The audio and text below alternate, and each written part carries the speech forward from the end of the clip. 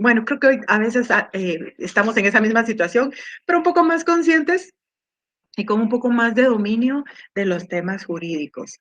Hace 5 años ustedes estaban empezando este proyecto y hoy están a unas cuantas semanas de finalizar su cierre de pensum, de ya terminar, de jamás volver a ser estudiantes de la carrera de Derecho. Tal vez hay algunos que digan, bueno, sí, yo tengo que limpiar todavía cursos, todavía me falta licenciada, no sé, ir uno del octavo, uno del, no sé, pasa, ¿verdad?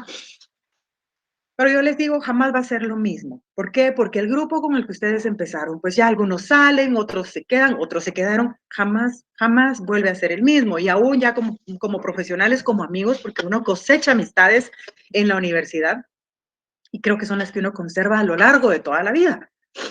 A veces decimos, reunámonos y hagamos un desayuno, un almuerzo, una cena, ya se vuelven o pretende uno volver a reunirse en calidad de amigos estudiantes, pero nunca se logra, o alguno tiene que ser, o yo ya no puedo, me salió una audiencia, un evento familiar, cualquier cosa y jamás se vuelve a reunir el grupo. Así que espero que ustedes, en la manera de lo posible, y si pues pueden, pienso que a veces lo hacen, se reúnen todavía los grupos que se han hecho para poder recibir sus clases, que puedan celebrar, que lo festejen. Todo, todo, todo lo tenemos que celebrar siempre de una buena manera, de una forma sana. Y sin olvidar darle gracias a Dios, ¿verdad? Porque ha sido una oportunidad que les dio a cada uno de ustedes según sus convicciones religiosas y si no las tienen, pues también ha sido un esfuerzo que cada uno de ustedes ha hecho, un esfuerzo de cada domingo. Les decía, siempre lo digo en clases presenciales, admiro de verdad mucho esa tenacidad de los estudiantes de fin de semana, sabiendo de que hay muchos que están en la playa, que están en los parques, que están en las montañas, que están escalando volcanes, que están incluso en otros países. Ustedes han decidido sacrificar cada fin de semana para superación de ustedes y de su familia. Y ya vendrán las recompensas, ya poco les falta para poder decir que son abogados y notarios. Así que, bienvenidos. Esta es ya su primera clase que entra en el contenido del examen final. La comprensión, ruego la comprensión porque estoy muy, muy, muy mala de la garganta y de síntomas gripales, ¿verdad? Entonces eso me ha afectado muchísimo, pero la verdad que son temas que a uno le gustan y ahí entre tosedera y tosedera va uno desarrollando estos temas. Escena del crimen. ¿Qué piensa usted cuando le digo escena del crimen? Entonces, yo recuerdo que había una bebida, una soda, que decía, yo te voy a decir una palabra y tú dices qué asocias. Entonces, por ejemplo, ¿verdad? Caquic. Entonces uno dice Cobán, no sé, Ana, el lago. Y así, ¿verdad? Le daban algo y uno tenía que asociar. Le digo yo a usted igual. Escena del crimen. ¿Qué piensa? ¿Qué se le viene a la mente primero? Jueces, policía, ministerio público, fallecidos, escena del crimen. Tristemente me dicen escena del crimen y yo pienso mi país, o sea, porque hay demasiadas escenas del crimen. Pero yo no sé, ustedes ya aún con todo lo que pasa en mi país, yo amo mi país, de verdad, yo de verdad no podría estar en otro lugar y deseo que ya el ocaso de mi vida y el fin de mi vida sea aquí en mi país. Amo mi país y debemos amar nuestro país, debemos amar todo lo que nos identifica, todo lo nuestro. Su casa de estudios, su casa de estudios, porque esta casa de estudios les dio a ustedes la oportunidad de estudiar un domingo, de estudiar un fin de semana. Que muchos al final deciden, porque pues es una decisión y se respeta, no, yo me cambio de universidad. Bueno, pues esta les permitió cerrar pensum. Si no, no hubieran podido cerrar y no pudieran irse a cualquier otra universidad. Pues hay que estar agradecidos con todo lo que tenemos. Así que escena del crimen, ¿qué piensa usted? Escena del crimen, ¿qué es lo más trágico que a usted se le puede venir a la mente? A lo largo de cada una de las clases hemos venido hablando de prueba, de indicios, de evidencias, de qué forma podemos buscar indicios. Escena del crimen también hemos visto enlaces que hay en internet acerca de escenas del crimen que ocurren aquí en Guatemala. Hemos visto imágenes o publicaciones que han salido en los medios de noticias sobre escenas del crimen, algunas bien trabajadas, otras mal trabajadas. La semana pasada hablábamos sobre el colaborador eficaz, su éxito, su fracaso, porque más que todo hay fracaso dentro de los procesos penales cuando se trabaja con la figura del colaborador eficaz. Pero con todos estos medios de investigación que recaba el Ministerio Público, ¿usted de dónde? ¿Cuál es la fuente de estos medios de investigación? Pues tiene que ser definitivamente un escenario criminal, una escena del crimen. Y tal vez para ustedes hoy va a ser repetitivo este tema, pero debemos agotarlo. Y siempre lo digo, si estuviéramos en clases presenciales, hoy comenzaría ya aquella logística de formar grupos para que cada quien se designe roles y funciones para poder montar un escenario criminal. No se pudo hacer, así que pues vamos a trabajarlo de la manera posible de esta forma. Objetivo de la clase. Bueno, como siempre, pues lo que busco es desarrollar el tema según el programa de estudios, a efecto de que los estudiantes capten que la investigación en la escena del crimen es determinante para responder las preguntas básicas, para encontrar indicios y para encontrar quién pudo cometer el ilícito. Todo esto deriva del escenario criminal. Preguntas básicas. ¿Cuáles son esas preguntas básicas? Aquella hipótesis criminal que ya vimos según la instrucción del Ministerio Público 001-2006 y que debe llenar en las interrogantes. ¿Quién, a quién, qué, cómo, cuándo, dónde y por qué? Preguntas básicas. Sencillo. ¿Dónde va a encontrar esas respuestas? En escenas del crimen. ¿Y cómo va a ir llenando esas respuestas? ¿Cómo va a ir echando a andar aquel plan de trabajo que obligadamente debe desarrollar, tomando en cuenta de que ya formuló una hipótesis criminal o que ya se formuló una hipótesis criminal? ¿Cómo va a realizar ese plan de trabajo? ¿Cuál va a ser su base? Pues los indicios que haya encontrado usted en el escenario criminal. Y una vez que analice cada uno de estos indicios, los resultados le van a poder a usted responder quién es el sujeto activo dentro de este caso concreto. ¿Quién cometió el ilícito? ¿Quién pudo haberlo cometido? Tiene que recabar usted suficientes medios de investigación, que después, ya al momento de proponerlo en el debate, va a ser prueba. ¿Cómo es la prueba? ¿Qué requisitos debe llevar la prueba para que sea aceptada? Debe ser útil, pertinente, lícita e idónea. Debe de probar o debe de estar vinculada directamente o indirectamente con el hecho que se está investigando. ¿Ha analizado usted ya esos artículos? Hemos leído muchas veces el artículo 181 del Código Procesal Penal y supongo que ustedes en sus clases de procesal penal también lo han leído. ¿Están llevando su práctica? Sí, supongo que hasta están terminándola. También tuvieron que haber visto dentro del proceso que se desarrolla prueba. 181 del Código Procesal Penal.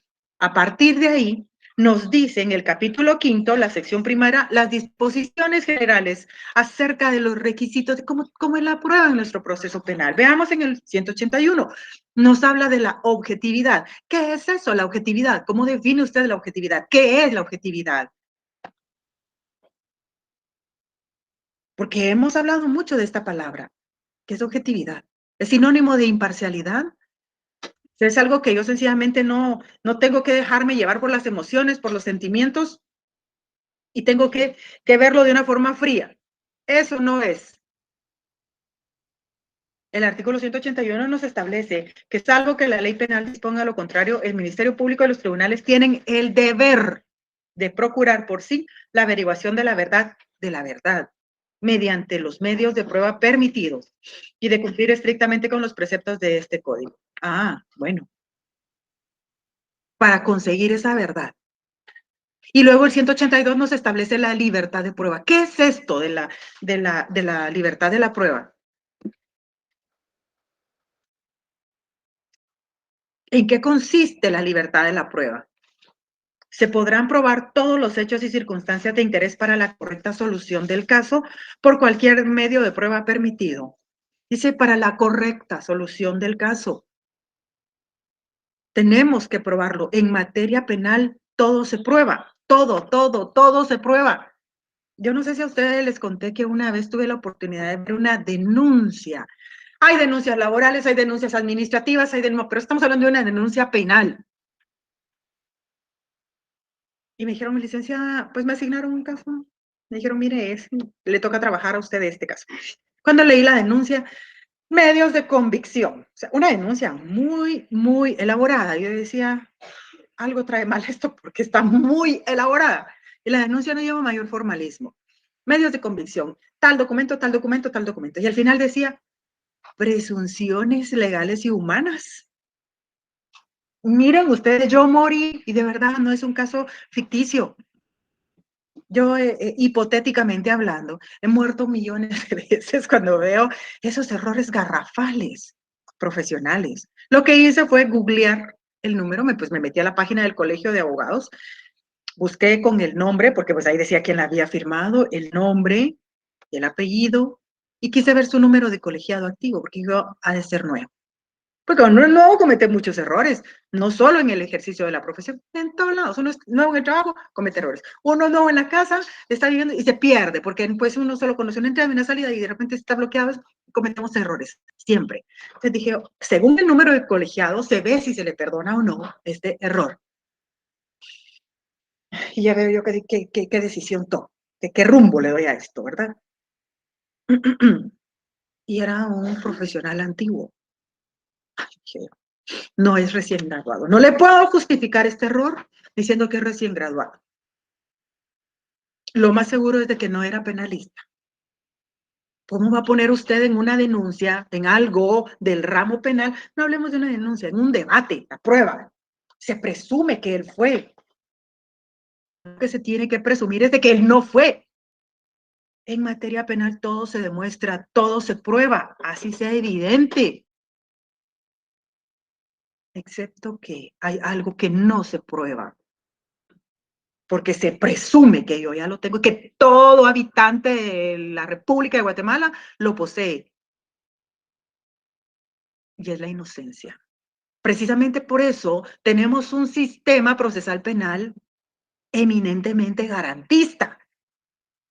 Ya dejamos atrás aquella etapa de la Inquisición y estamos en un proceso acusatorio. Se le acusa. Ah, bueno, demuéstremelo pues. Demuéstreme que fui yo. Ah, sí, aquí está un video, aquí está una foto. Ah, sí, bueno, pero no tenía que demostrar tanto, un poquito. Lo único que no se demuestra es la presunción de inocencia. Que se presume que soy inocente, a menos que una sentencia disponga lo contrario, que una sentencia diga, no, hombre, pues mire, con tantos medios de investigación, sí se sabe que usted es culpable. Arriba a la conclusión de que es autorresponsable de la comisión de tal hecho delictivo. Allí, en ese momento, ya se destruyó mi presunción de inocencia. Y se sabe que soy culpable, ya no se presume. Pero mientras no haya aquellos miembros del tribunal que digan en nombre del pueblo de la República de Guatemala, si no ha llegado ese momento, yo todavía me presumo inocente. Así que una vez que se han encontrado todos estos medios de investigación, todos estos medios de prueba, según el artículo 182, la libertad de prueba, se debe probar, es permitido para averiguar la verdad. Cualquier medio de prueba lícito. Vamos al 183 del Código Procesal Penal. Prueba inadmisible. Un medio de prueba para ser admitido debe referirse directa e indirectamente al objeto de la averiguación y ser útil para el descubrimiento de la verdad. Los tribunales podrán limitar los medios de prueba ofrecidos para demostrar un hecho o una circunstancia cuando resulten manifiestamente abundantes. ¿Cuáles son inadmisibles? Aquí le establece el mismo 183. En especial, los elementos de prueba obtenidos por un medio prohibido, tales como la tortura, la indebida intromisión en la intimidad del domicilio o residencia, la correspondencia, las comunicaciones, los papeles y los archivos privados. Ajá. Yo me quiero detener en las primeras líneas de este artículo 183. Un medio de prueba, vamos bien, llevan la lectura, para ser admitido, vamos bien, coma, debe ser referido directa e indirectamente. Me quiero quedar aquí, directa e indirectamente. ¿Por qué no se quedó solo como debe ser admitido en forma directa? ¿A qué se refiere con la prueba indirecta? ¿En qué consiste la prueba indirecta? Entonces, podemos establecer que la prueba se clasifica de alguna manera en directa e indirecta, ¿o no? ¿O que hay tipos de prueba? Tipo de prueba A, directa. Tipo de prueba B, indirecta. ¿Cuál es la directa? ¿Cuál es la indirecta? O sea, porque el código lo establece, lo abarca. No solo dice que un medio de prueba tiene que ser directo. Entonces, ¿en qué consiste la prueba indirecta?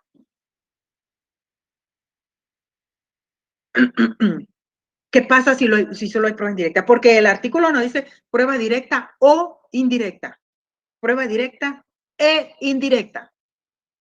Prueba directa y o indirecta. La ley dice prueba directa e indirecta. ¿Pero qué pasa si solo hay prueba directa? Pues súper fenomenal, porque entonces pues tendré toda la prueba directa para sustentar mi plataforma acusatoria. Esa plataforma fáctica va a ir súper fundamentada, pues porque tengo una plataforma probatoria totalmente a mi favor, que es prueba directa. Pero, ¿por qué prueba indirecta? ¿Se puede acusar únicamente con prueba indirecta? ¿Ha conocido usted de casos en los que ha habido un proceso por prueba indirecta o no? ¿Qué es eso de la prueba indirecta?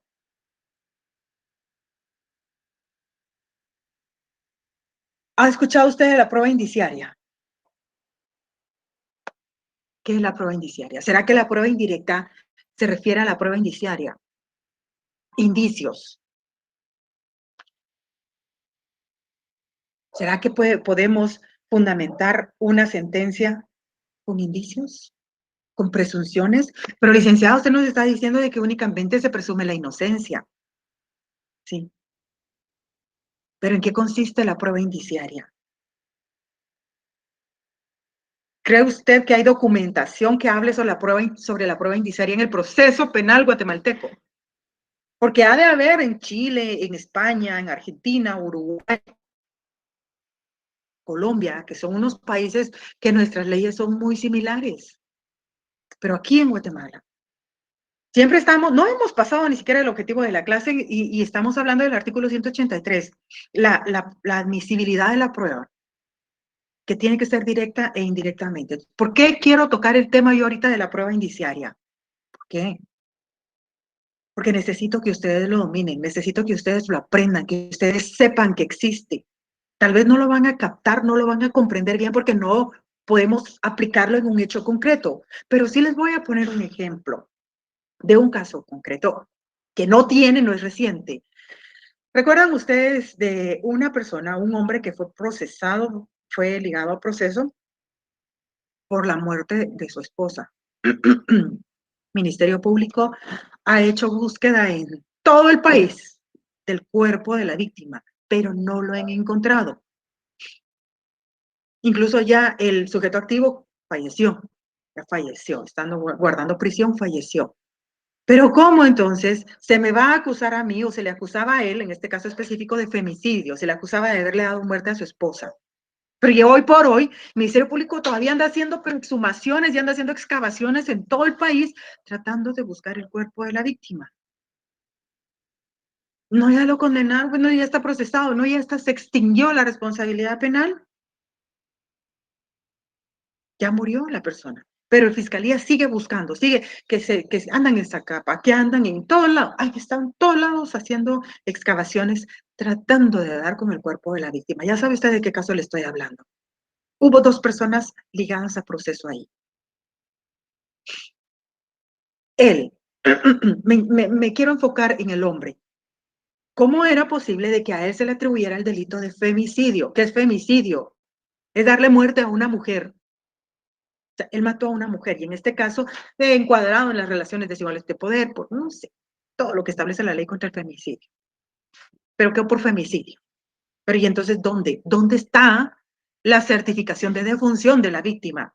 ¿Dónde está aquel informe de necropsia donde diga que la víctima falleció, que presentaba tales golpes o que tenía, no sé, lesiones antiguas? ¿Cómo se va a determinar la causa de la muerte?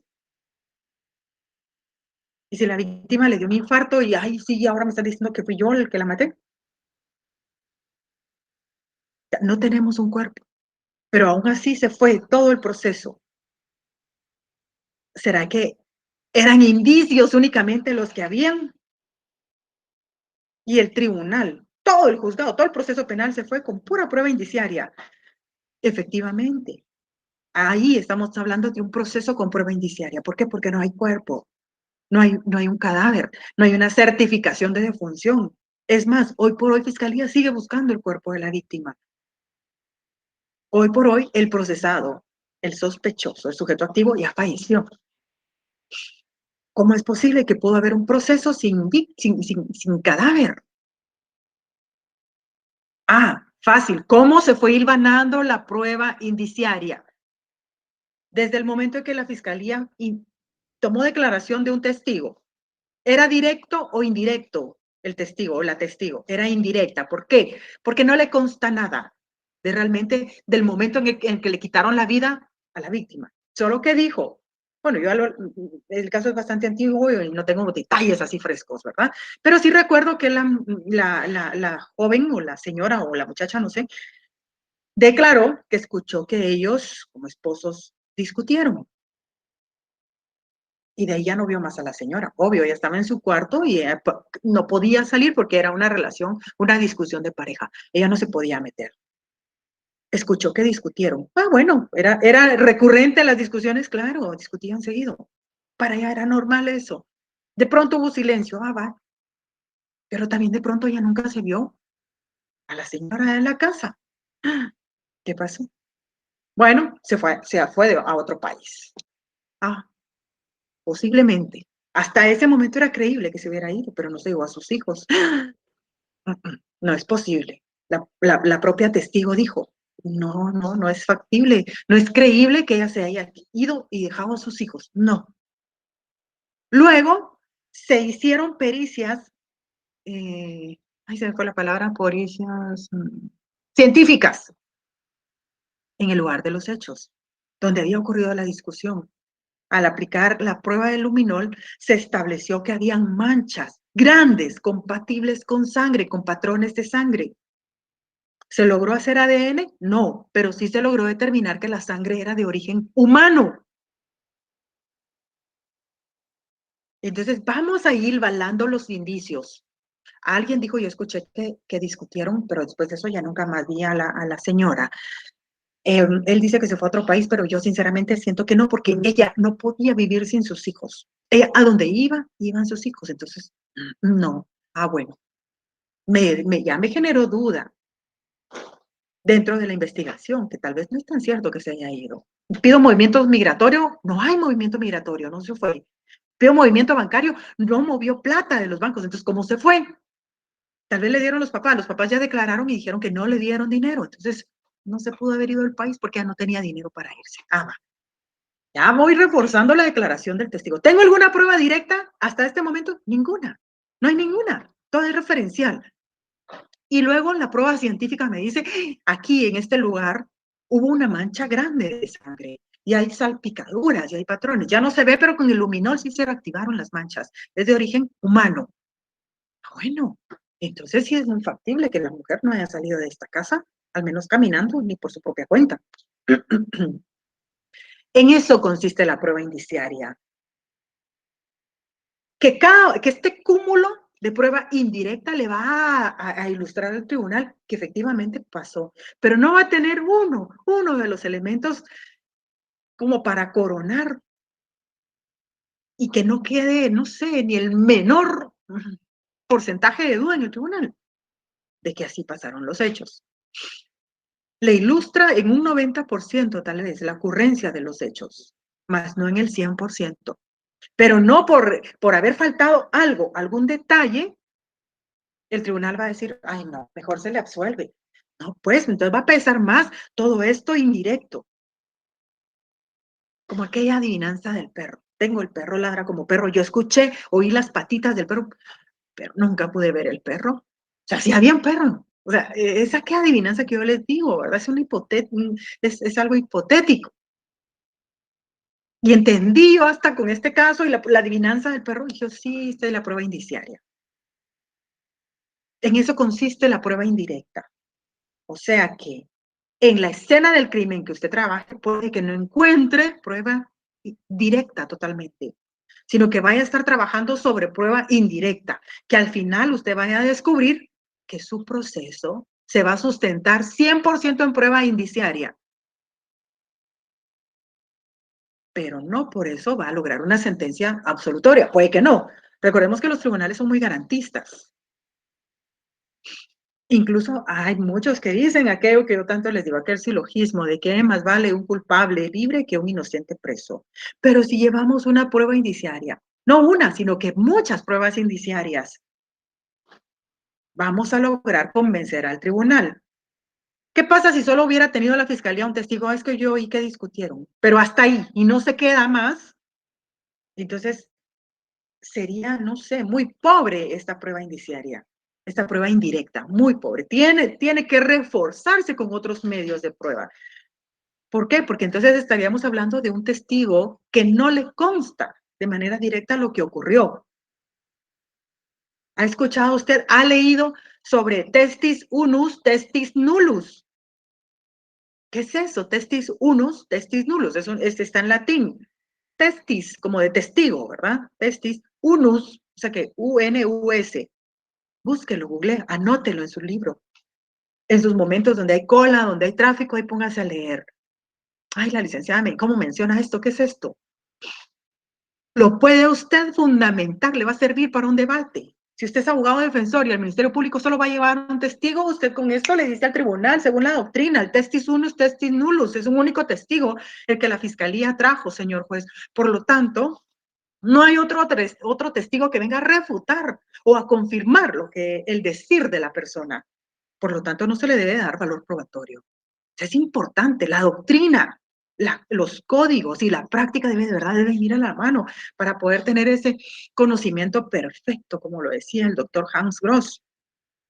Así que quise tocar el tema de la prueba indiciaria y pues más adelante, si es que da tiempo para la tarea o laboratorio, sí me gustaría que lo trabajaran sobre la prueba indiciaria, para que ya ustedes vayan leyendo. Cuando uno va buscando por uno mismo, encuentra un montón de documentos, pero por favor, si fuera el caso, no estoy diciendo que así va a ser, si fuera el caso y diera tiempo y quisieran otro laboratorio,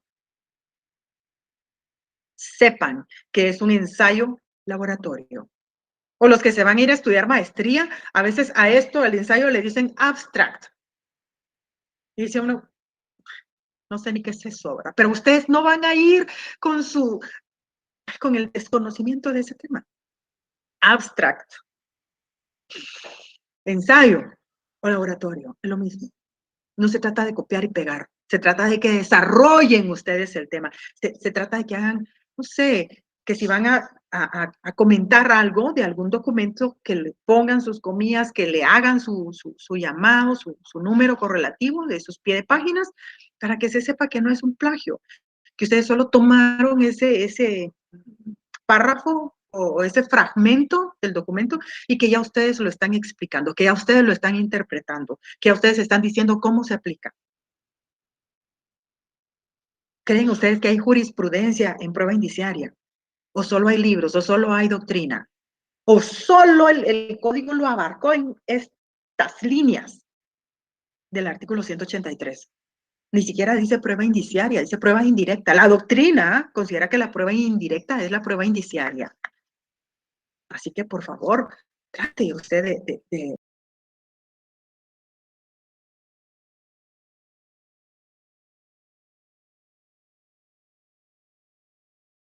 ver, de analizar, aunque no vaya a ser penalista, pero por cultura general. Así en algún momento uno nunca sabe, le van a decir, yo sé que usted es mercantilista, yo sé que usted es civilista, que es de familia, pero necesito que me haga esta denuncia que no lleva mayor trámite en el Ministerio Público. Así usted no va a poner ahí que fundamenta sus medios de investigación con presunciones legales y humanas. En materia penal, no. Lo único que se presume, reitero, es la inocencia. Vale. Así que ya vimos cuál es el objetivo de la clase, ¿verdad? Y por qué es importante trabajar bien una escena del crimen, porque ahí vamos a encontrar los indicios que nos van a poder determinar la participación del sujeto activo en la búsqueda de esa verdad histórica de los hechos. Vámonos al artículo 6 del Código Procesal Penal, la posterioridad del proceso. Solo después de cometido un hecho se iniciará el proceso por el mismo, se iniciará el proceso por el mismo. A mí me gusta poner de ejemplo este caso. El año pasado una persona vino conmigo y me dijo, fíjese, licenciada, que ya me citaron para mi primera declaración. Y pues yo necesito que usted me defienda. Nadie me puede defender más que usted u otra persona, porque ella confiaba mucho en los abogados. Entonces vine primero con usted. Hágame el favor. Déjeme el expediente, le dije, lo voy a leer. ¿Cuándo es su primera declaración? Dentro de un mes. Ah, me da tiempo. Y empecé a escudriñar el proceso. Resulta que a esta persona se le atribuía un hecho que había cometido, por ejemplo, el 15 de septiembre. Y la persona fue a poner la denuncia, el agraviado fue a poner la denuncia y en su denuncia dijo, vengo a presentar denuncia en contra de fulano de tal por el delito tal, toda vez de que con fecha 17 de septiembre yo iba caminando por tal lugar y esta persona, pues si le tomaron su declaración, léala, fírmela, he ahí la importancia de leer todo lo que firmamos. Sí, medio la vio, sí, así es, esto lo vi, firmó y todo. Bueno. Un año después, cuando ya pidieron la primera declaración de esta persona, me di cuenta que la denuncia había sido presentada el 15, por así decirlo, pero se denunciaban hechos ocurridos el 17 de septiembre. Pero entonces, ¿cómo fue presentar una denuncia el 15 por hechos que iban a ocurrir 2 días después o un día después? Y entonces vi que era necesario que se alegara la aplicación del artículo 6 del Código Procesal Penal, la posterioridad del proceso. Solo después de cometido un hecho se va a iniciar un proceso. Y en este caso se estaba iniciando un proceso por un hecho que se iba a cometer 2 días después. Entonces me sentí así como que dije, oh, sí, encontré este error. ¿Era error de redacción? Claro, posiblemente sí. Lo más seguro era de que sí, pero no se percató ni el propio agraviado, no se percató la fiscalía, no se percató nadie, ya el proceso estaba en una primera declaración. Entonces el día de la audiencia, pues dije yo, pues mi defensa va a ser, voy a dejar que el Ministerio Público intime, ojalá que no corrija los hechos, ¿no? Voy a dejar que intime y luego voy a reclamar la aplicación del artículo 6. Porque ¿cómo es posible que una persona haya ido a poner una denuncia, que el Ministerio Público haya realizado una investigación completa y que jamás se haya percatado del error de la fecha de la denuncia?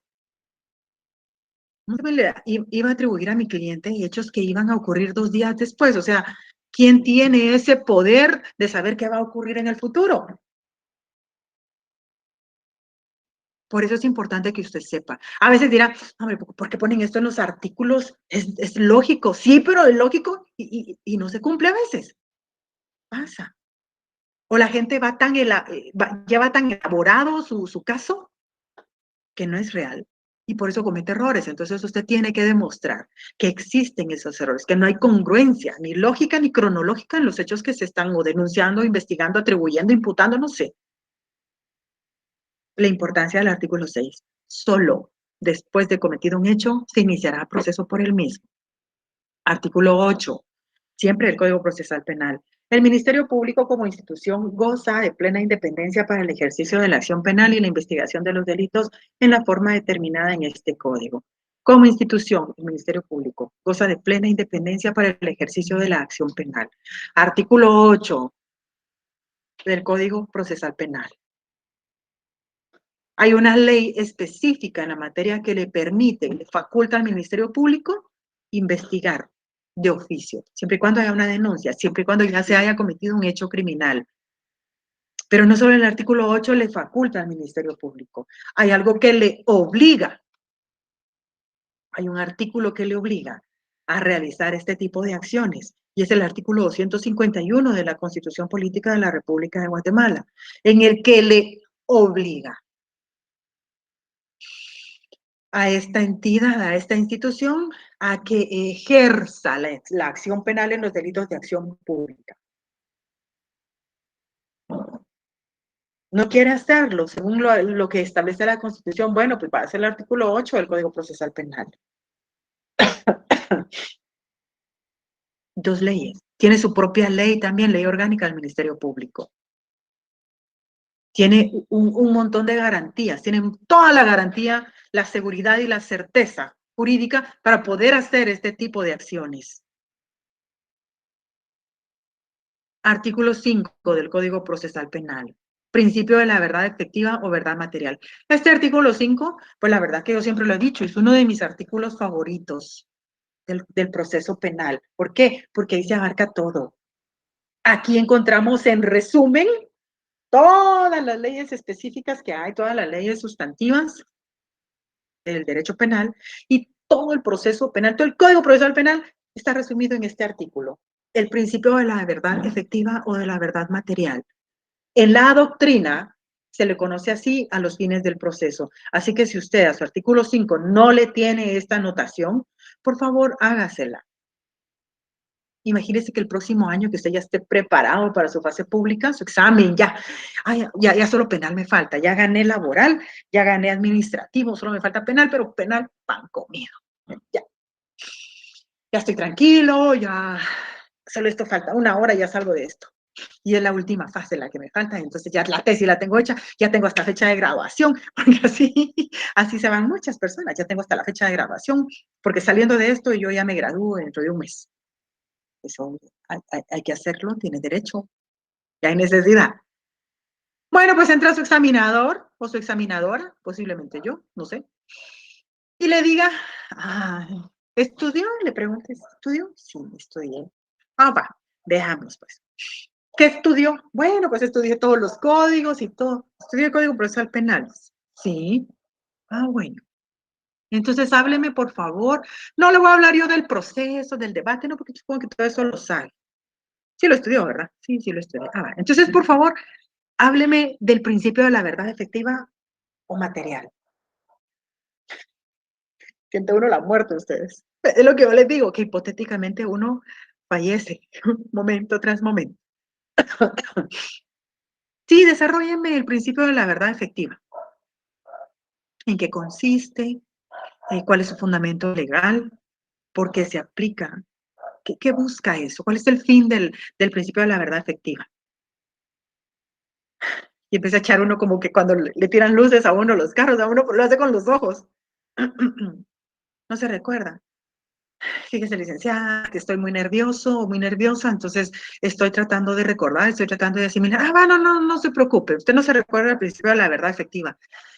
En este momento no. Entonces ábreme el principio de la verdad material. Mejor máteme, pues mejor dígame que ya perdí, algo así. Verdad material. Verdad material. Y uno trata de hablar un montón de... No me está hablando de eso. Fundamentese, por favor.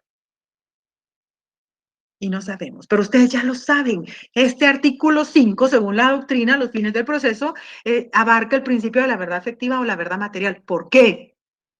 Porque vemos aquí que el proceso penal tiene por objeto la averiguación de un hecho señalado como delito falta. Lo hemos leído muchas veces. Y de las circunstancias en que pudo ser cometido. El establecimiento de la posible participación del sindicado, el pronunciamiento de la sentencia respectiva y la ejecución de la misma. Fácil. Está aquí todo el proceso. Todo el proceso penal resumido en pocas líneas. Le habla también de la tutela judicial efectiva. Bueno, usted me dice, ¿cómo no, licenciada? Fíjese que pues sí, sí recuerdo que pude leer un poco del principio de la verdad efectiva o la verdad material, que eso lo encontramos en ¿me permite sustentarme, licenciada? ¿Me permite fundamentarme? Claro, sí. Entonces mira uno que agarra el Código Procesal Penal y dice uno, bueno, pues sí, sí lo sabe, sí lo estudió.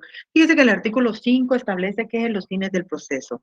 Estos fines eh, eh, buscan encontrar esa verdad efectiva, esa verdad histórica de los hechos. Hasta ahí. Sí, sí domina el principio de la verdad efectiva. Entonces hábleme ahorita de la tutela judicial efectiva. Igual, a lo mejor les estoy hablando de los fines del proceso. No, eso ya sí hace que lo sabe. ¿Qué es la tutela judicial efectiva? ¿En qué consiste? ¿Cómo define usted la tutela judicial efectiva?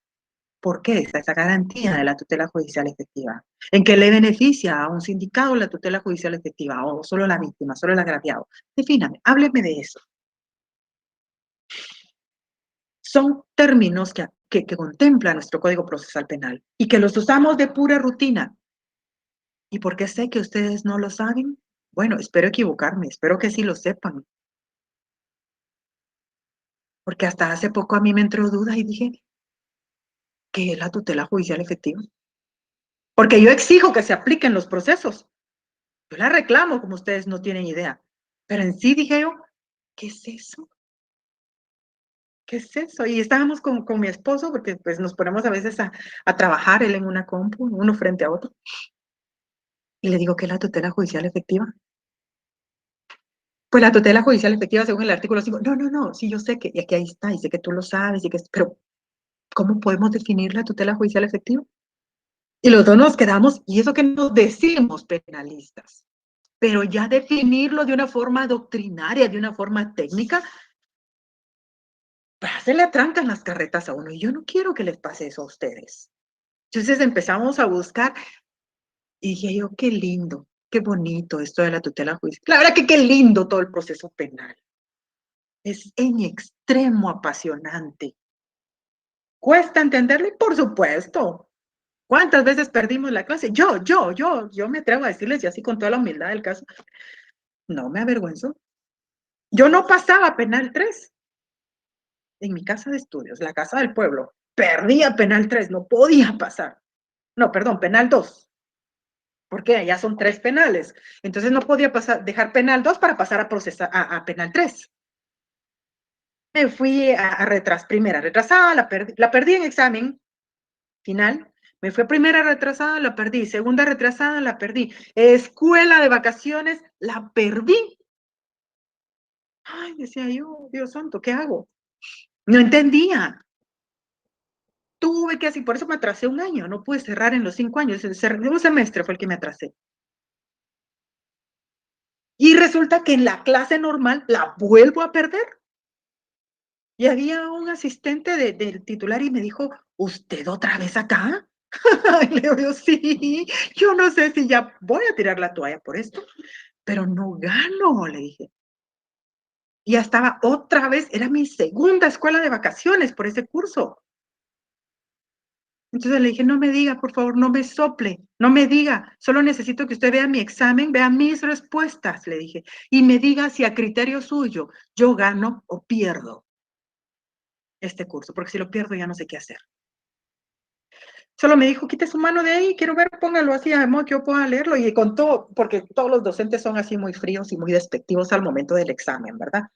Bueno, así me han contado a mí. Y se quedó viendo así con mucho desprecio mis respuestas y me dijo, sí, sí, gana. Ah, dije yo, qué bueno, por fin. Y efectivamente hasta ahí logré ganar. No es fácil. ¿Nos da dolores de cabeza? Claro que sí. Pero una vez que usted lo entiende, una vez que usted sabe cómo se va a aplicar esto a un caso concreto, le va a encantar, le va a enamorar el proceso. Si ya de por sí le gusta la prueba, métodos y técnicas de investigación criminal que va muy de la mano con penal, con procesal penal. Sí, yo voy a ser penalista, pues enhorabuena, felicidades. Nos hemos de encontrar ahí en Torre de Tribunales o a nivel república en cualquier juzgado penal. Y echaremos un pulso jurídico, un pulso profesional. Uno gana y otro pierde, pero si pierdo yo, no dejaremos de ser amigos profesionales. Y si gano yo, pues no dejaremos también de lado aquella amistad. ¿Por qué le cuento todo esto? Porque necesito saber si usted ya sabe qué es la tutela judicial efectiva. ¿Cómo me la define? ¿Cómo se aplica a un proceso penal? El artículo 5 lo contempla, lo establece. ¿Qué es eso? La víctima o el agraviado y el imputado, le dice, como sujetos procesales, tienen derecho a la tutela judicial efectiva. Pero si es un derecho que tenemos todos los sujetos procesales, ¿en qué consiste ese derecho? ¿Cómo lo definimos? ¿Cómo lo aplicamos? ¿En qué momento reclamamos su aplicación? El principio, el procedimiento, perdón, por aplicación del principio del debido proceso, debe responder a las legítimas pretensiones de ambos. El debido proceso. ¿Qué es eso, el debido proceso? ¿Qué me abarca el debido proceso?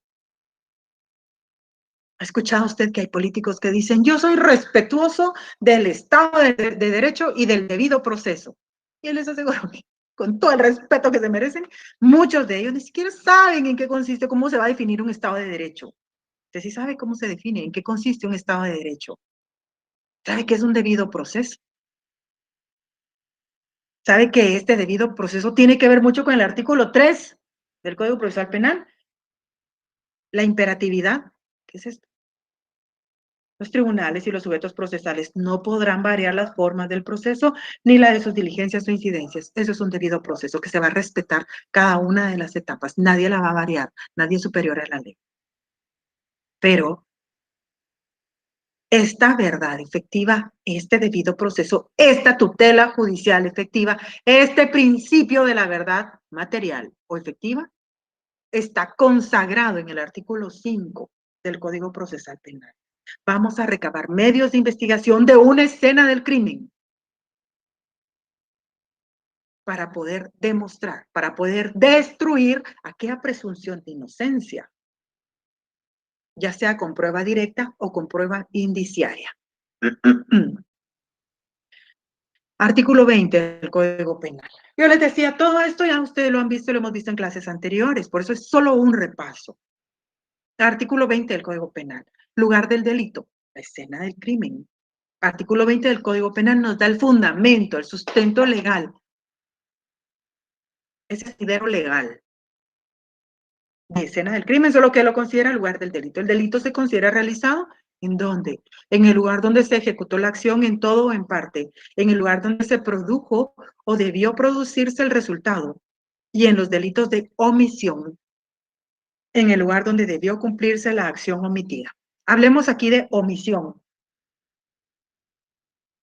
Yo no sabía, pero un compañero de trabajo llegó diciendo la otra vez, fíjense que derivado de la tragedia del hundimiento que hubo en Villanueva.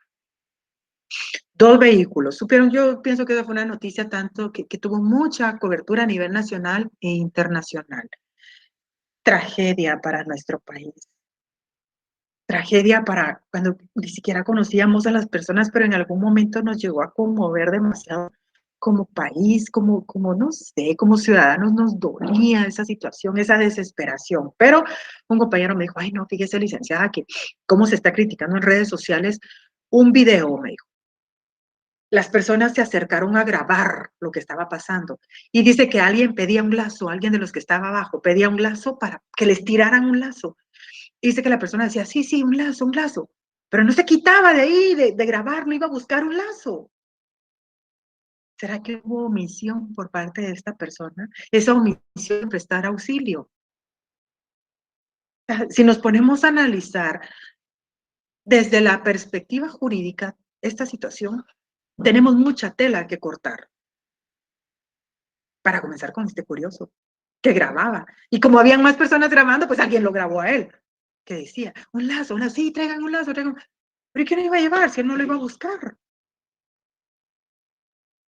¿Se da omisión en estos casos de prestar auxilio? Sí. Si hubiera variado el resultado, no lo sé. De verdad no lo sé.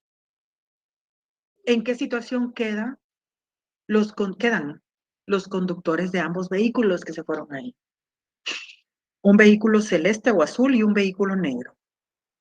Vehículo celeste o azul no tuvo fallecidos, solo lesionados, pero ya que hubo lesiones culposas o algún tipo de lesiones específicas, hasta donde yo sé, la mujer que iba en el vehículo agrícola tuvo una fractura de cadera y es una persona ya es una persona mayor. El, la recuperación ya no es tan pronta como alguien que es más joven, como alguien de 30 años. Es más, no se sabe si debido de este tipo de lesiones, la persona ya no va a caminar. Entonces, ¿cómo queda el conductor? ¿Es responsable o no es responsable? Y no digamos en el otro, donde hubo fallecidos.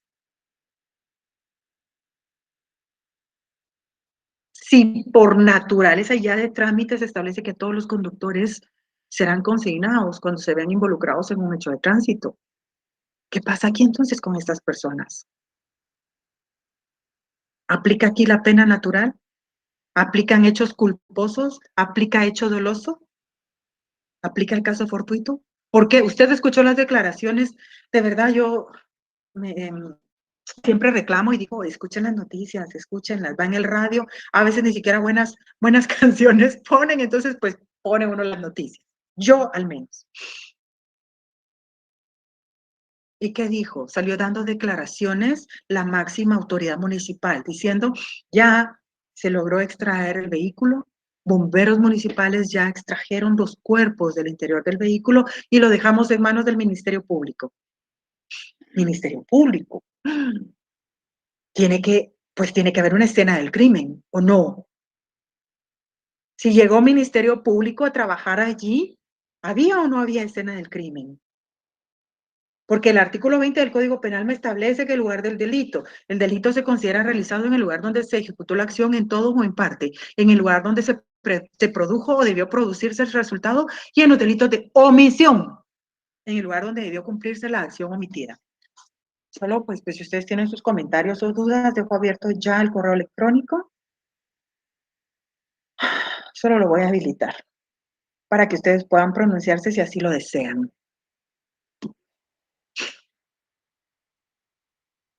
Ministerio Público tuvo que llegar a documentar. ¿Era una escena del crimen? ¿Era un hecho doloso? ¿Era un hecho culposo? ¿O era un caso fortuito? ¿Qué es un caso fortuito? ¿Cómo abarca un caso fortuito? ¿En qué caso se aplica el caso fortuito? ¿Cuál es el fundamento del caso fortuito? ¿Dónde está eso? Ay, la licenciada solo viendo cosas feas se mantiene ahí en el código. Saber ni en qué código está eso que ella pregunta. Bueno, por eso hagamos un repaso. Por eso les dije que hoy era un repaso de la escena del crimen. ¿Qué tiene que ver todo esto? Mucho, porque una escena del crimen solo va a ser de 3 formas. Hoy entiendo que puede ser de 3, porque antes decía 2, o es doloso o es culposo. Pero hoy me atrevo a decir también que puede ser también por un caso fortuito. ¿Recuerda usted en qué consiste esto? ¿Ha escuchado? A mí hasta se me perdió eso, ustedes. El caso fortuito. Ah, ya lo encontré. Ya lo tenía listo aquí, pero es que mi código está todo zafado de las hojas. Le invito a que lea el artículo 22 del Código Penal. No incurre en responsabilidad penal quien con ocasión de acciones u omisiones lícitas, poniendo en ellas la debida diligencia, produzca un resultado dañoso por mero accidente. ¿Iban las personas conduciendo? Claro. ¿Tenían la intención de provocar esos resultados? No, no. No, pues todos iban manejando, iban ya, no sé, para su casa, para alguna reunión, para algún punto. Tal vez iban a hacer súper, tal vez iban a visitar a un familiar, tal vez iban a un hospital, no sé. Pero la cosa es de qué iban.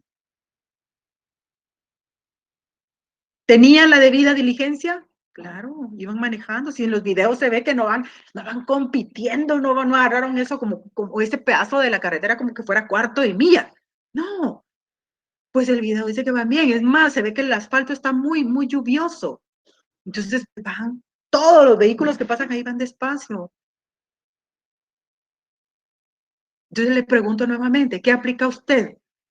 Llegó Ministerio Público no puede dejar su expediente abierto. Tuvo que haber generado un número para poder realizar esas órdenes de traslado de los cadáveres hacia la morgue del Instituto Nacional de Ciencias Forenses para que ya por medio de toda esa prueba científica se pueda determinar las causas de fallecimiento. ¿Murieron por asfixia? ¿Murieron por confinamiento? ¿Murieron por ahogamiento? O sea, ¿por qué? ¿Por qué fallecieron las personas? Eso lo tiene que determinar el INASIF. ¿Se documenta el lugar de los hechos? Claro que sí. ¿Recuerda usted los tipos de fotografía que hay? ¿Cuántas fotografías por lo menos se tienen que sacar para documentar esta escena? de los 4 puntos cardinales. Panorámicas de mediana distancia y a detalle. ¿Con video? Sí. Croquis del lugar de los hechos, por supuesto, tiene que ser un plano de cómo es, tiene que hacerlo a escala. Vemos aquí cómo se va a aplicar, aún cuando sepamos que no pudo haber sido un hecho violento, un hecho doloso, ni culposo. Pero el Ministerio Público debe de demostrar que fue o doloso o culposo o un caso fortuito.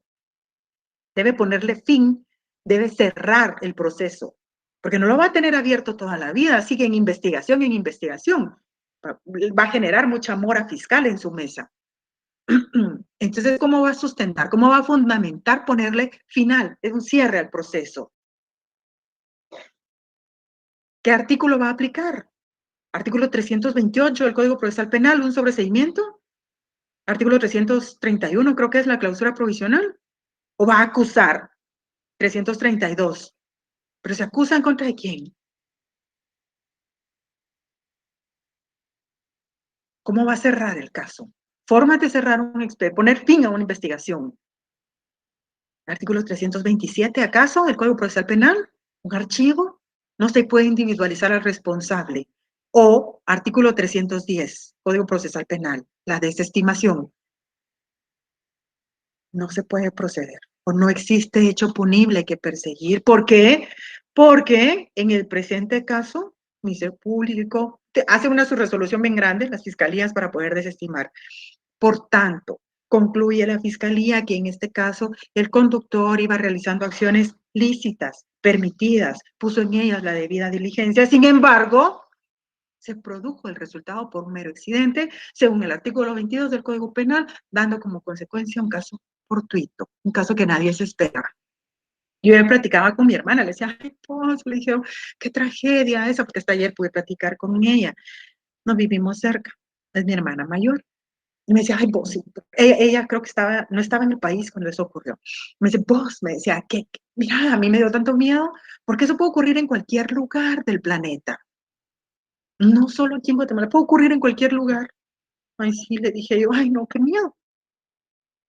La incertidumbre de un hecho fortuito, que nadie lo espera. O sea, por eso lo establece el código. Y qué bueno que fueron tan previsores esas personas que hicieron el Código Penal allá por 1973, que abarcaron también las situaciones ocurridas por mero accidente y no las tipificaron como delito.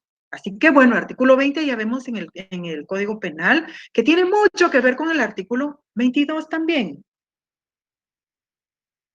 Hablemos del grupo de procesamiento de escena del crimen.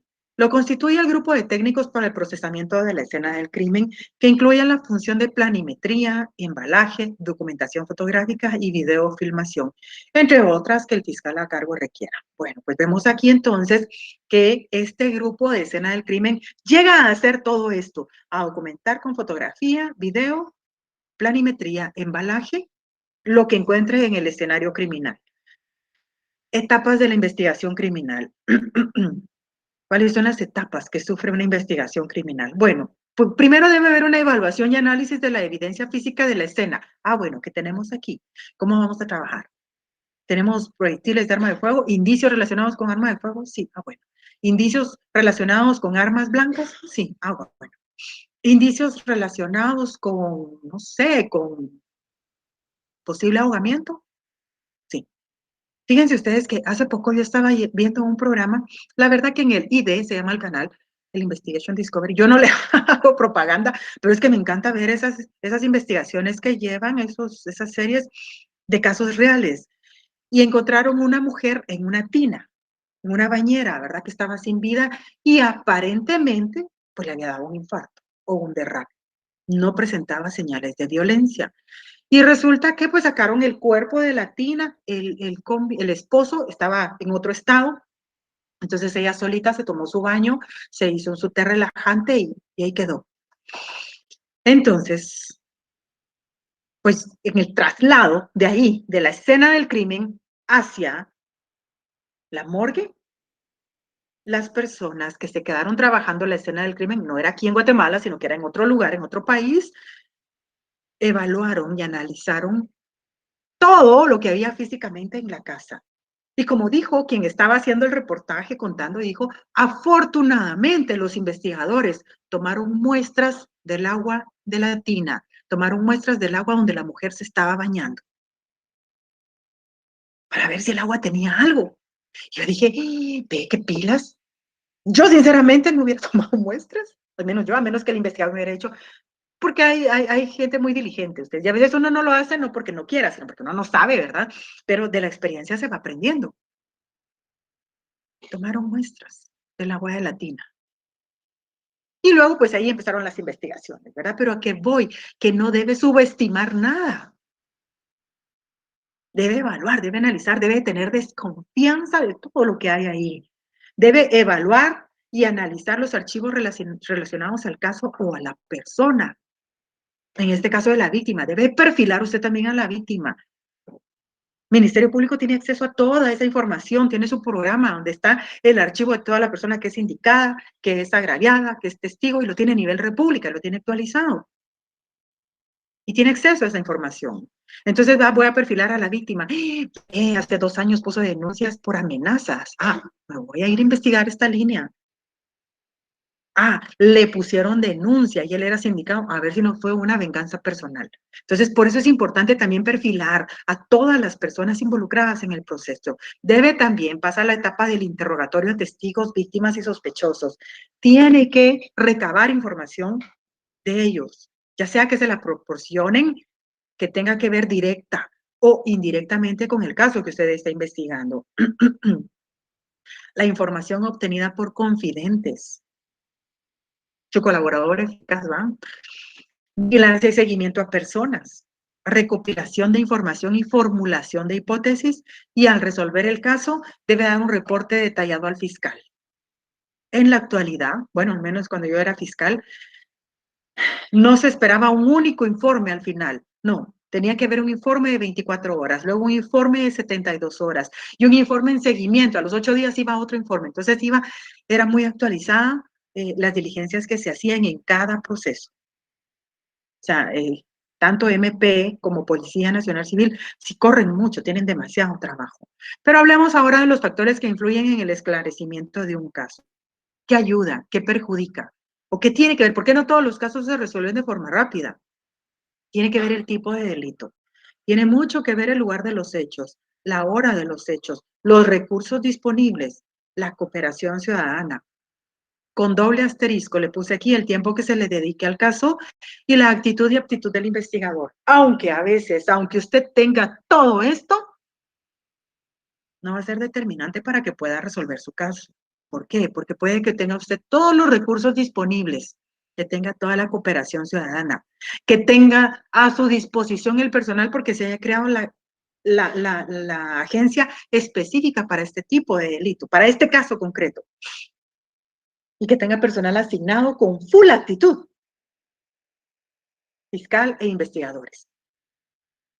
El caso de la persona que hoy por hoy la fiscalía busca todavía su carrera en todo el planeta, en todo el país, incluso se llamaba así la agencia fiscal, el caso tal, que tenía el apellido de la persona desaparecida y fallecida. Yo encontraba a mis compañeros, ¿ahora dónde estás? Fíjate que me asignaron en el caso tal. De verdad, sí. ¿Tenía todo el recurso disponible? Por supuesto. Pero ha logrado, aún con todo el tiempo, con todo el recurso, con todas las actitudes, ha logrado resolver el caso. ¿Ha encontrado el cuerpo de la víctima? No. Entonces, influyen, mas no son determinantes en su totalidad. Bueno, sigamos aquí bien. Hablemos de la víctima. El cuerpo de la víctima ofrece innumerables indicios para comprender lo acontecido en el presunto hecho delictuoso investigado. El cuerpo de la víctima. Dichos indicios, descritos, fijados y analizados, se convierten en material probatorio. Cuando yo no sé si les conté a ustedes que estuve poco tiempo, muy, muy poco tiempo, porque no aguanté, asignada a investigar muerte violenta de mujeres. Estuve como 3 o 4 meses. En todas las víctimas, En ese tiempo se encontraban muchas mujeres fallecidas, que no se daba cobertura en los medios de comunicación, pues no sé por qué. A veces estaban muy lejos los cuerpos, tal vez por eso no podía llegar la prensa rápido. Pero los cuerpos de las víctimas poseen demasiados indicios, sobre todo las mujeres. Hay que hacer hay que solicitar muchas pericias. Recordemos que INASIF no actúa de oficio. Ya lo vimos en clases anteriores. Entonces, todo se tiene que pedir, toda esa petición de parte. Exámenes que se necesitan, o exámenes de laboratorio que se necesitan. Bueno, raspado de uñas. Una vez yo hablaba con un amigo que es médico y me decía, Keila, me decía, ¿por qué no pedís humor vítreo de las víctimas? Humor vítreo, sí, me dijo, lo extraen del ojo. ¿Y eso para qué es? Porque allí, por eso es cuando tú tengas sospecha de que fue envenenada la víctima. En el humor vítreo se concentra siempre cualquier veneno. Bueno, entonces yo pedía humor vítreo, líquidos gástricos, para ver pues si estaba ahí algo, también algún veneno, raspado de uñas, raspado bucal, un frotis bucal, frotis nasal, frotis anal, frotis vaginal. Y de una vez se pedía extracción, cuando la víctima no había sido reconocida, extracción de alguna pieza dental para futuro cotejo ADN. O sea, eso es de los que yo me acuerdo ahorita, ¿verdad? Porque la verdad quise dejar atrás esa parte de mi vida, porque es demasiado traumática ver cómo le dan muerte a una mujer. O sea, es mucho ensañamiento, mucho más que un hombre. Entonces, por eso, el cuerpo de la víctima, como establece aquí, ofrece innumerables indicios para comprender lo acontecido. Dichos indicios deben ser descritos, fijados y analizados. ¿Para qué? Para que se conviertan en material probatorio. Hablemos de las clases de daños desde la perspectiva de la víctima. Existen 3 clases de daños que se pueden ocasionar por la comisión de un delito. El daño físico, que es aplicado sobre los objetos, esos bienes materiales que se ven afectados o destruidos a raíz de la comisión del hecho delictivo. ¿Que son reemplazables? Sí. ¿Que no es tan fácil conseguirlos? Sí, pero se pueden reemplazar. Hablemos del daño corporal sobre la integridad física. En el caso que a raíz de todos los daños físicos sufridos sobre objetos, por ejemplo, que yo fui atacada con arma blanca y que en la herida de defensa, en ese instinto de supervivencia, yo crucé las manos para que el machetazo no me llegara en la cara o la bala no me diera en la cara, en el rostro, sino que protegerlo, mitigar ese ataque. Me quitaron la mano, perdí una de mis manos, o la tengo pero ya no la puedo mover, ya no me sirve, solo la tengo de adorno. Es un daño corporal sobre mi integridad física. Puedo comprar una mano. Me voy a ir a comprar una mano nueva. No se puede. El daño moral, que se supone en la esfera psíquica, aquello que cómo voy a hacer yo para superar esta situación. No puedo. Me va a costar muchísimo. Y no sé si lo voy a lograr. Entonces, estas son las clases de daño que va a sufrir la víctima, aparte de los daños que tiene que pagar y que tiene que resarcir el procesado derivado de la reparación digna. Daño cesante y daño emergente. Daño cesante. Bueno, pues ahí voy a pedir el daño físico, el corporal y moral. Ahí. Pero lo tengo que demostrar todo lo que lo que gasté para poder reparar de cierta manera todos estos daños. Así que, bueno, pues eso es daño desde la perspectiva de la víctima. Aparte lo que tiene que resarcir el procesado, el daño cesante y el daño emergente. En los casos investigativos donde interviene el médico suele ser el primero en aportar evidencias sólidas que pueden convertirse en material probatorio. El médico forense. ¿Por qué? Porque recordemos que médico forense es aquel que va a realizar el cuerpo, a revisar el cuerpo en las clínicas forenses, cuerpo de las víctimas. Son personas vivas. También a las mujeres se les hace más exámenes que un hombre.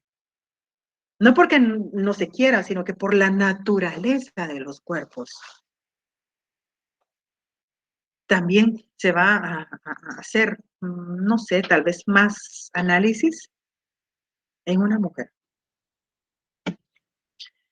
Y es por eso que el médico forense, una vez que recabe todos estos indicios, que sean analizados en cada uno de los laboratorios, van a dar como resultado el material probatorio. Antes de eso, los investigadores cuentan con pocos elementos valederos. O sea, la prueba científica solo va a emanar del INACIF. Por ejemplo, dice aquí, algunos indicios podrían atribuir la caída de la víctima al estado de ebriedad. Ah, algunos indicios. ¿Por qué cree usted que estaba en estado de ebriedad? Es que caminaba de una forma bien errática. No coordinaba lo que hablaba y trataba de agarrarse de lo que podía. Entonces, pues estaba en estado de ebriedad. Pero ¿y qué si la víctima había recibido un golpe muy fuerte en la cabeza que la hizo perder el equilibrio, que la hizo perder hasta la razón? ¿O qué si le habían dado veneno? ¿O qué si le estaban estrangulando y ya no tenía el oxígeno suficiente? Por eso indica aquí, hasta que un examen clínico no demuestre una concentración de alcohol en la sangre de la víctima, no se podrá hablar de una evidencia concreta. Todo se demuestra. Es que mire, a simple vista se miraba que estaba en estado de ebriedad. Pues demuéstrenlo. En penal todo se demuestra. Yo le voy a mostrar lo contrario. No encontraron alcohol, no encontraron drogas de abuso en la sangre de la víctima. Así que se refuerza la tesis acusatoria de que el acusado, o sea, le pegó, la lastimó, no sé. Pero lo importante aquí es que usted sepa que todo se demuestra, que no se presume más que la inocencia.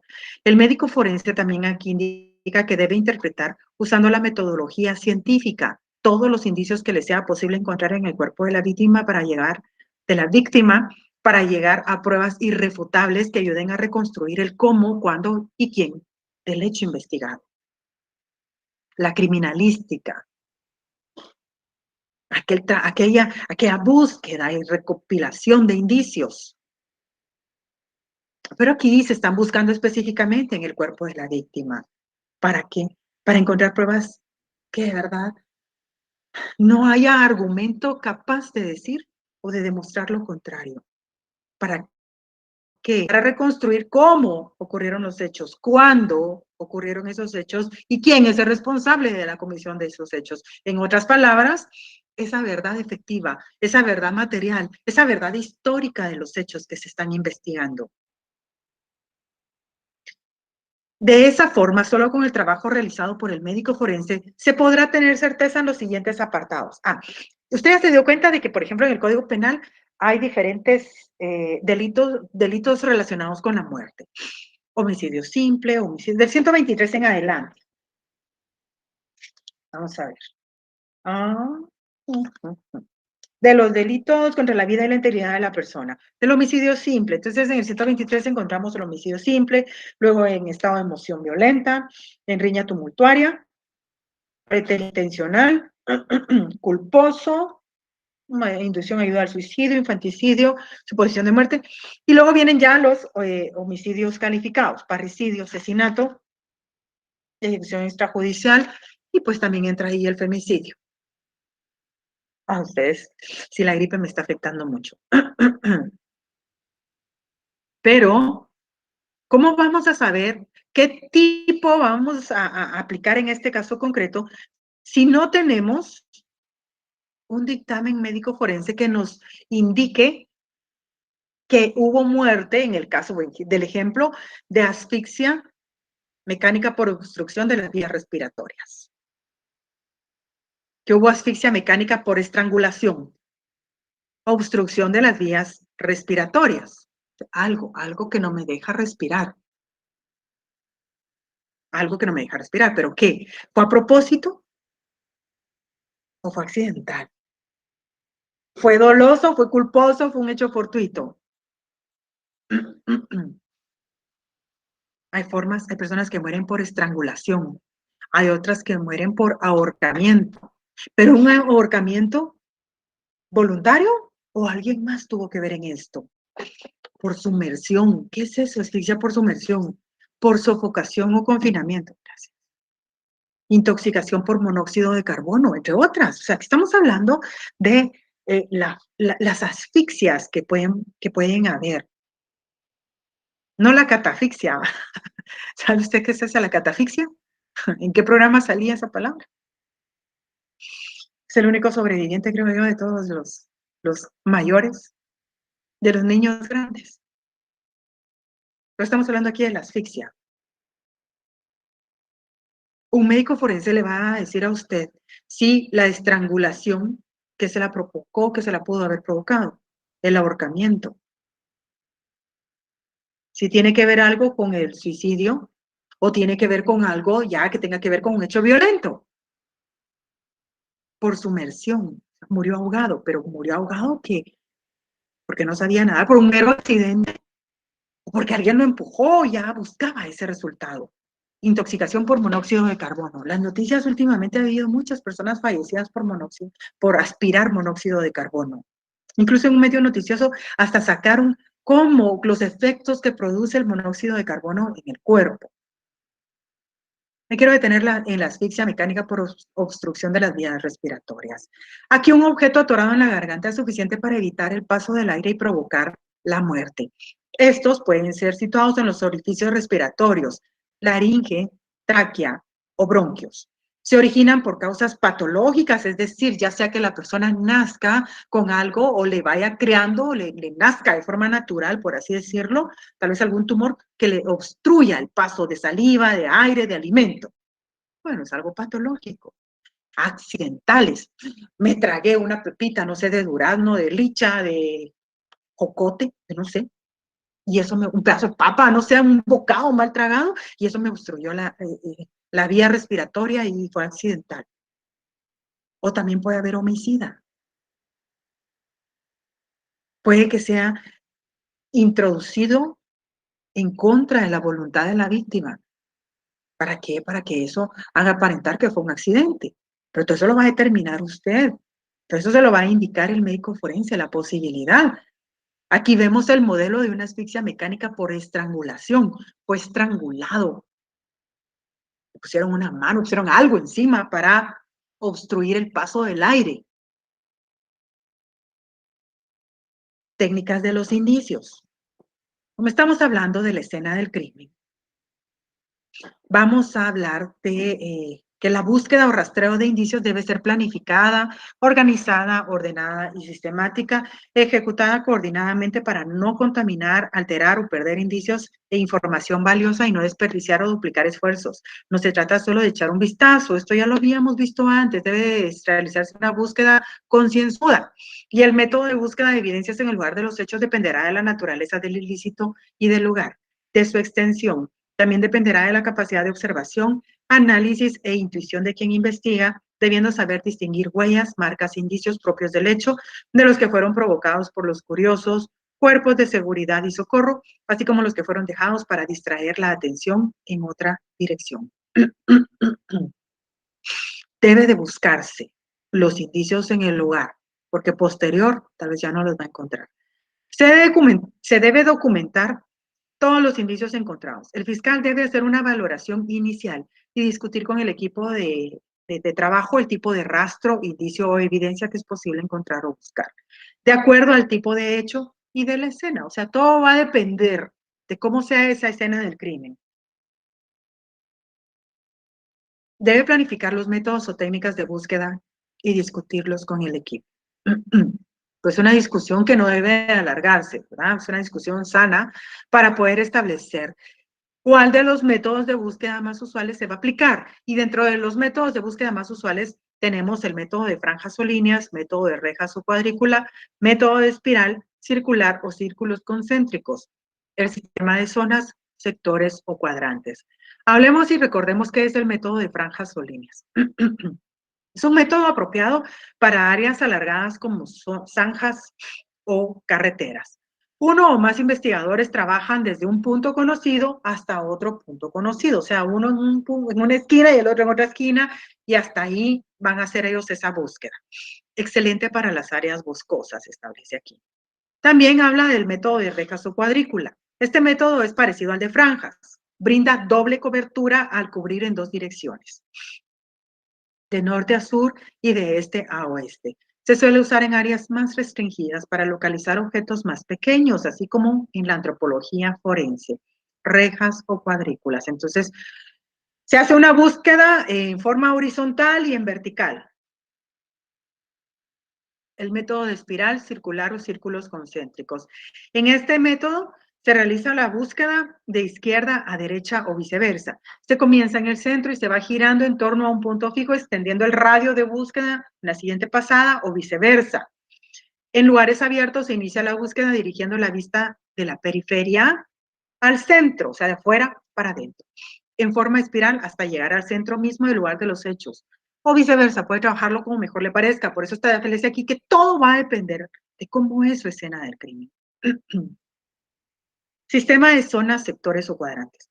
Algunos lo consideran no como un método o sistema, sino una forma de dividir un área. Es muy útil para enfocarse en áreas específicas. Se puede usar un grupo para revisar el sector A y otro para el sector B. Luego cada grupo se desplaza a otro sector hasta peinar bien el área, así como se dice, ¿ya peinaron bien el área? Sí, ya. Ese es un término que se utiliza para una búsqueda minuciosa de indicios. Búsqueda de residuos de fulminante en manos. Aparte de lo que se va a buscar en una escena de crimen, hemos visto que también la víctima o el sospechoso nos va a generar indicios. Y en este caso, ¿qué es lo que buscamos en las manos del sospechoso o de la víctima? Bueno, aquí el análisis por microscopía electrónica de barrido. La prueba de barrido le llama la fiscalía. Antes se llamaba absorción atómica. Hoy se le conoce como el barrido. Se utiliza para determinar el análisis por microscopía electrónica de barrido. Se va a buscar elementos compatibles con pólvora o si la víctima estuvo en un ambiente de disparo. Cuando alguien está en un ambiente de disparo, aunque no haya disparado, no haya accionado el arma de fuego, pero estuvo cerca de quien sí lo hizo, existe la posibilidad de que esa nube de pólvora, que no se ve, pero que sale al momento de disparar un arma de fuego, le hayan quedado residuos de esa pólvora, ya sea en su ropa o en sus manos. Pero si fue en las manos, para eso se hace esta prueba del barrido. Le pasan un como rolón en la mano, pero primero le tienen que proteger, porque hay que evitar que las manos suden, que se lave las manos, que se limpie de esos residuos. Entonces le echan un como rolón, le digo yo así, le pasan en la mano y luego le pasan un hisopo, así como barriéndole la manita. Luego va al tubo de ensayo, se embala y se manda a INASIF. ¿Para qué sea INASIF? El que interprete por medio del análisis de microscopía esta prueba del barrido. Hablemos de las huellas dactilares o lofoscopía. ¿Se recuerda usted en aquella imagen criticada por los medios de noticias de que una persona no había utilizado guantes buscando huellas dactilares o lofoscopía? Bueno, pues es que aquí vemos la importancia del uso de guantes, porque las huellas lofoscópicas constituyen uno de los principales indicios para establecer nexos directos entre una persona y la huella encontrada en la escena de los hechos, sobre el arma homicida o sobre el cuerpo de la víctima. No sé qué huellas se van a buscar, dónde se van a encontrar. Huellas dactilares, huellas lofoscópicas que sirvan, que sean útiles. Este es el ejemplo de una huella lofoscópica. Huellas por impresiones de molde, pero también se toman huellas. Se forman por presión cuando el dedo toca superficies relativamente blandas. Suelen encontrarse en ceras, alquitrán, jabón, goma suave, comestibles como la mantequilla, así como superficies pegajosas. A veces en los lugares donde uno va a comer le ponen una veladora así para que no vayan las moscas. Y la mayoría de personas veo yo que nos gusta meter el dedo así en la cera y ver cómo se va solidificando en el dedo, en el jabón, en la goma. A veces uno se echa silicón también por puras, no sé, forma de hacer travesuras sanas. Y ve cómo se va eso solidificando y queda la forma de nuestra impresión dactilar. Entonces, esas son las impresiones por molde. Huellas visibles. Este tipo de huella se forma cuando el dedo está cubierto con alguna sustancia que se traslada a la superficie que se toca. Es el caso de una mancha de sangre, grasa o mugre que contenga una huella. Estas son las huellas visibles, que no hay necesidad de aplicar algún tipo de químico para encontrarlas. Se ven a simple vista. Huellas latentes. Son las más comunes en el lugar de los hechos. Se forman cuando el autor de un acto criminal toca la superficie de algún objeto y el sudor excretado por los poros se adhiere a la superficie dejando una impronta de las papilas dactilares. Todos dejamos huellas latentes en todo lo que tocamos. Porque aunque digan, no, pues a mí no me suda la mano. Sí, pero mantenemos esa hidratación, esa grasa natural que va formando el cuerpo para que en todo lo que toquemos dejemos nuestras impresiones dactilares. Esas son las huellas latentes. Huellas de neumático. Este tipo de indicio permite la identificación del vehículo utilizado en la comisión del delito. Una vez establecida esta relación, se abre la posibilidad de relacionar el vehículo con el sospechoso. El molde es la mejor técnica para la fijación y preservación de la huella. Con el molde es posible analizar ciertas características que ayudarán a establecer el tipo del vehículo, peso aproximado y las características del neumático como elemento de comparación con el auto sospechoso. Aquí tenemos un modelo de imagen de huellas de neumático, aunque pues la verdad no es determinante, porque si al final de cometer el hecho delictivo el sospechoso le cambia las llantas, entonces tendremos un molde muy diferente, pero hay que tomarlas de la escena del crimen. Huellas de zapatos. Una de las pruebas más importantes que se pueden extraer de un lugar de los hechos son las huellas y no solo las dactilares, también las plantares, es decir, las marcas dejadas por los zapatos del delincuente. Pueden ser visibles como las que dejan fijadas en la arena o tierra blanda. Las latentes, en el caso de haber sido dejadas en el piso de cemento o tapetes. Huellas de zapatos siempre. Usando las técnicas adecuadas es posible fotografiarlas e incluso sacar moldes. Este es otro motivo más para proteger el lugar de los hechos, debiendo evitar las pisadas de curiosos que echarían a perder este tipo de pruebas. Ahí la importancia de que no haya curiosos. Suministran datos puntuales sobre la anatomía del individuo que las dejó. Cada cuerpo ejerce una presión diferente sobre el zapato y deja marcas muy particulares. Es decir, casi todos los seres humanos tenemos pies, pero tenemos una forma muy particular, son únicos, la verdad que los cuerpos humanos son únicos todos. ¿Cómo se va a fijar las huellas? Las de los neumáticos, las de los zapatos, las de los pies, ¿cómo? Bueno, las huellas sobre suelo blando deben ser fijadas con molde. Si el terreno está húmedo, se acelera el secado mediante lámparas de calor y luego se procede a sacar la huella, ¿con qué? Con yeso o látex líquido, que al sacarse permite obtener una copia exacta. El látex genera mayores detalles que el yeso.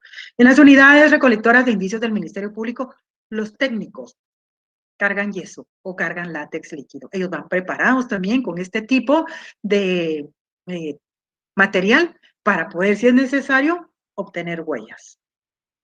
Los moldes, perdón. Fijado de las huellas. En las huellas sobre superficies lisas se aplican compuestos químicos, como en el carro. Se aplican polvos, pero son químicos al final para fijarlas y posteriormente se retiran mediante una película adhesiva transparente, un tape.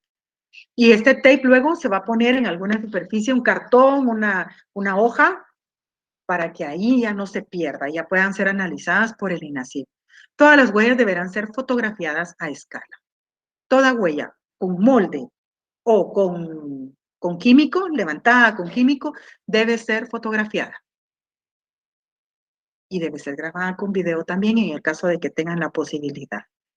Bueno, damas y caballeros, este es el contenido de la clase de este día. Muchas gracias por su atención. Les deseo suerte en sus exámenes de hoy y en los de la próxima semana. Les deseo un feliz inicio de semana y pues a estudiar, a escuchar las noticias también. Hasta luego.